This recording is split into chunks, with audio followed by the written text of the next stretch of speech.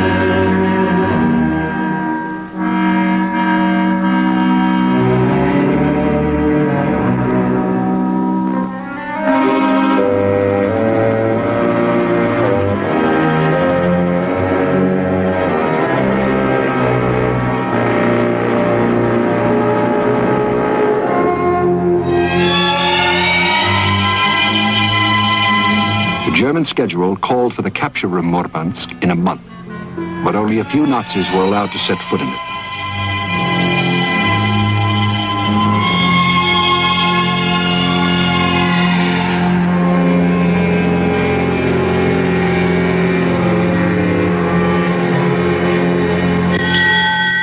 Others met their end in the harbor waters.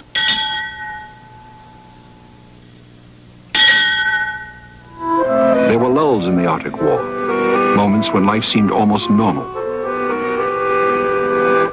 The defenders of Murmansk knew, however, that the issue would be decided at sea. The Germans had been halted on land, but on the open ocean, they were paramount.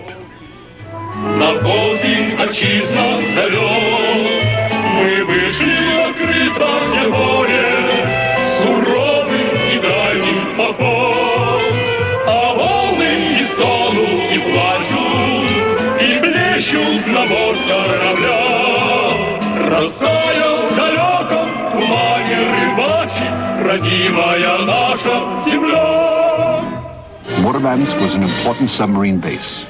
The Soviet boats ranged through the Barents Sea and along the Norwegian coast, hunting the freighters carrying ore for Germany's steel mills.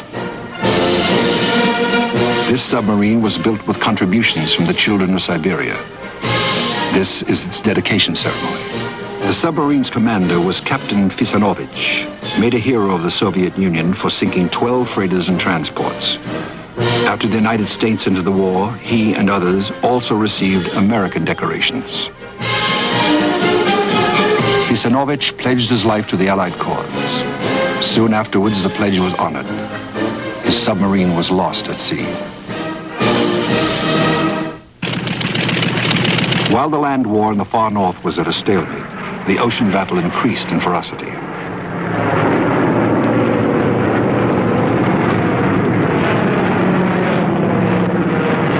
The Murmansk route was the corridor through which supplies from America and Britain could come. The Germans were determined to dominate it with their superior forces.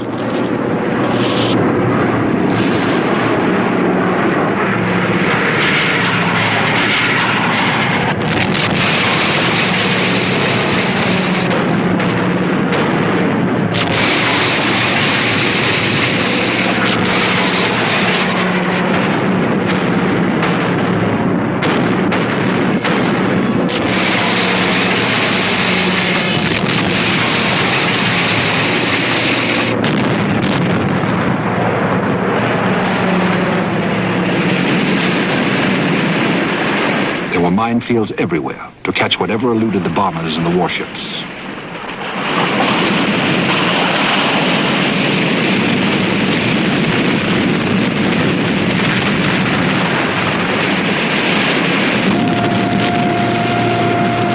One of the best remembered of the Soviet commanders is Nikolai Lunin.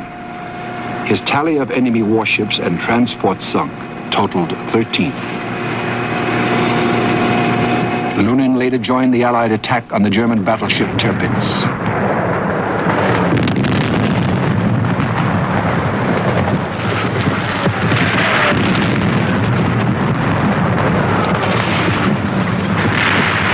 There was a custom when the Soviet subs came home. A one-gun salute for each enemy ship sunk.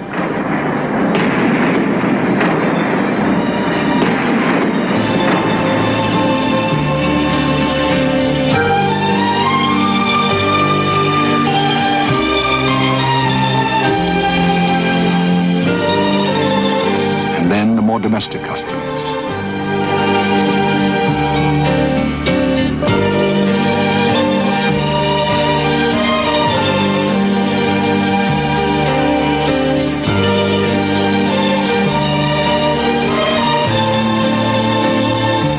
Congratulations of comrades.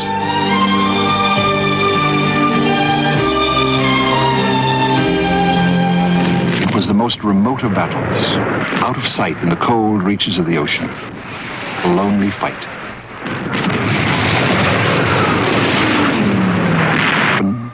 An unknown end. The first winter of the war found the Wehrmacht's northernmost units blocked, frozen to the ground.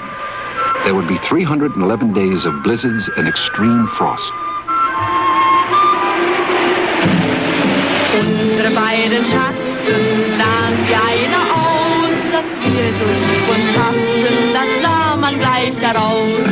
Und alle Leute sollen es sehen, wenn wir bei der Laterne stehen, wie einst Lili Marleen, wie einst Lili Marleen.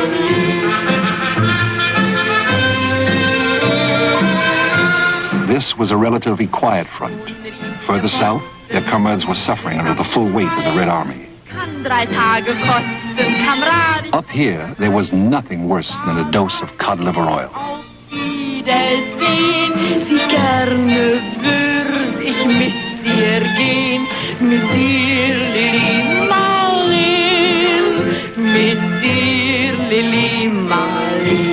They were very far from home in this white wilderness.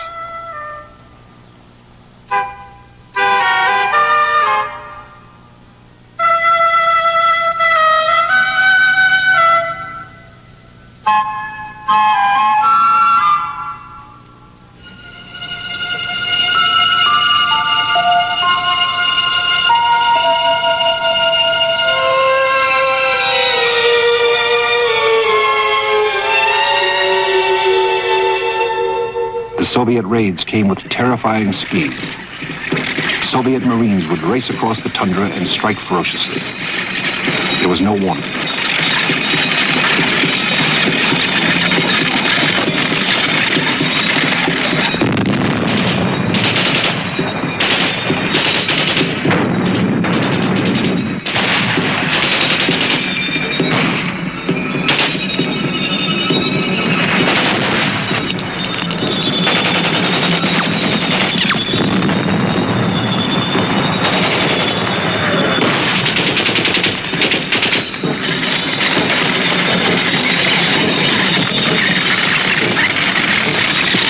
The Marines would destroy the supply lines and vanish into the ice fields.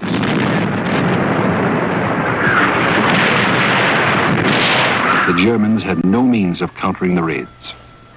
They contented themselves with methodical shelling and occasional armored sallies, but the most they gained was a few settlements and Soviet outposts.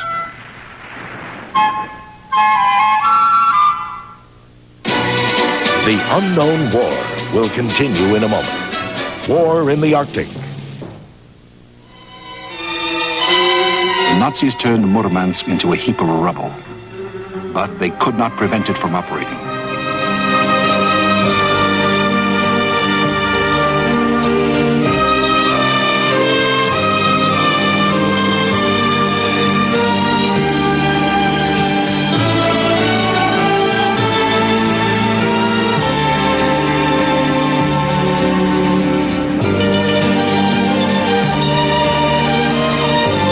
Former Arctic explorer, now Admiral Ivan Papanin, commanded in Murmansk.